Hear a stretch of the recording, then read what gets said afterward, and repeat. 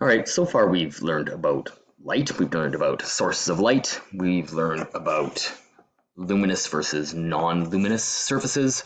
We've learned about light rays, and we've also learned about reflection. Now, specifically, we've looked so far at reflection in what's called a plane mirror. So that's a flat mirror. And later on, we'll look at what happens when light hits a curved surface. But for now, we're gonna stick with flat plane mirrors. Now, one of the other things we briefly talked about was what constitutes a mirror. And a mirror is going to produce an image of some object in front of it. Now, the question is, how do we find that image? Where does that image show up in a mirror? We've all stood in front of a bathroom mirror before, and we're fairly intelligent beings, so we know that when we stand in front of our bathroom mirror, that's not us that we're seeing in behind the mirror. It's not like there is another human being buried in the wall behind that bathroom mirror. It's a reflection. It's an image. So the question is, how is that image produced? Where does it come from?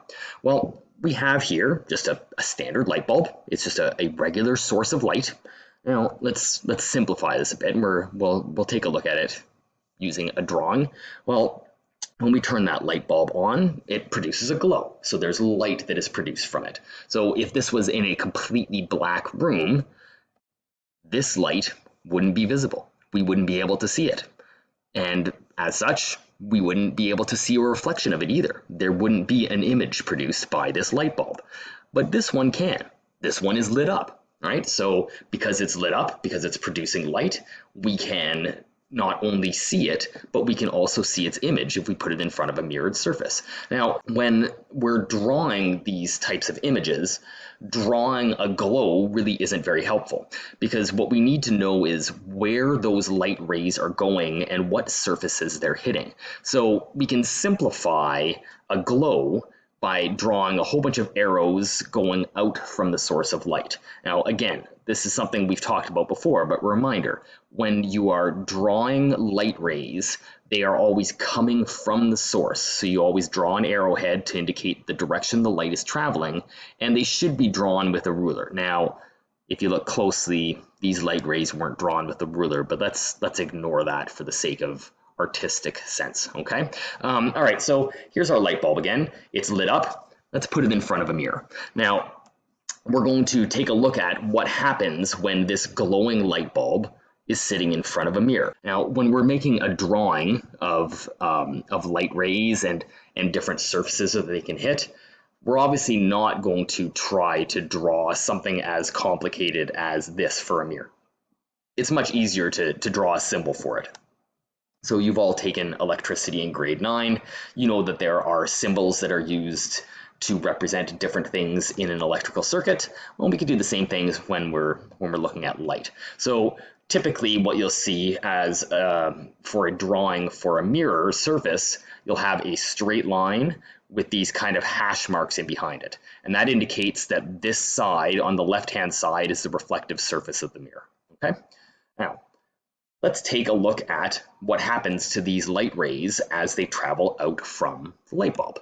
Well, they're going to travel in all directions, right? So a light source is going to produce light rays in every direction. And a reminder that a light bulb isn't flat, it's a three-dimensional object. So not only are these light rays traveling outwards in this plane, but they're also traveling out towards you from your screen, and also traveling towards or into the screen, okay? So when we place a mirror in front of that light bulb, some of those light rays are going to hit the mirror, but some aren't.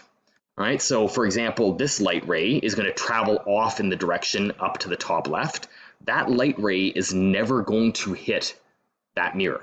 Now, if you were standing up here, that light ray would allow you to see that light bulb, but it's never going to hit the mirror. So that light ray is not a light ray that is going to ever be used to create an image. It's not going to reflect off the mirror, so it's not going to create an image. And we have another light ray here that is heading towards the mirror, but you can see it misses. It doesn't quite hit that mirror. So once again, it's not going to help us create an image.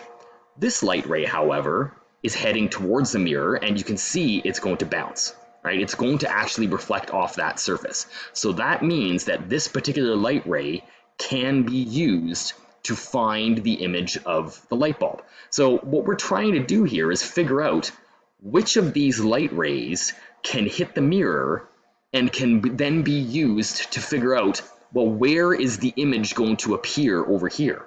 Where are we going to see that light bulb in the mirror? All right, so we're going to look at a couple of ways we can actually find this method. Now, I've selected 2 light rays here. Remember, there are light rays heading off in all directions, but we only care about the ones that are actually going to hit the mirror and reflect back. And specifically, we're going to care about the ones that reflect back and hit us in the eye. So if you were standing right here, you're going to want to pay attention to light rays that hit the mirror and bounce back up and hit you in the eye. But for the sake of just trying to find the image of this object, we can use any light rays that are actually going to hit the mirror. All right, so if we take this light ray and extend it out, it hits the mirror at this point. If we take this second light ray, it hits the mirror at this point. Now, we know from previous work that when the light ray hits the surface of the mirror, to figure out where the reflected ray is, we're going to have to draw in normals. All right, so we draw in a normal at exactly 90 degrees to the surface of the mirror where both of those hit. And then we can figure out from there exactly where the reflected ray is going to go. And we know that because this angle right here is going to exactly equal this angle right here. All right, so the angle of incidence here will equal the angle of reflection here. And if we look at the second ray, the angle of incidence here will equal the angle of reflection here. Now, the way we figure out where the actual image is going to be is we actually take those reflected rays and we extend them back. All right, so that ray got reflected in this direction, so we're going to extend it back here, and we're going to extend this one back here, and where they meet is where the important point is going to be. Notice that both rays started from here. Where those 2 extended rays meet are going to be where that part of the object is going to show as an image. All right, so this point on the object is going to be here, and that's where our image is going to be. So that is one way that we can use light rays to figure out where an image will be behind the mirror.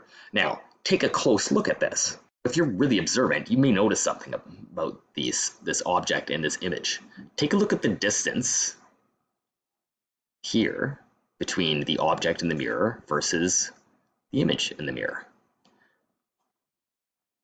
The second way to actually figure out where an image is in a plane mirror is simply by measuring the distance away from the mirror, right? The distance between the object in the mirror will be the exact same as the distance between the image and the mirror. So if you want to find the image of an object in a mirror, all you have to do is measure the distance in front to behind and draw the image there. The one thing you have to be careful about is, don't forget, this is going to be flipped. All right, so you've got to be careful when you actually use this method.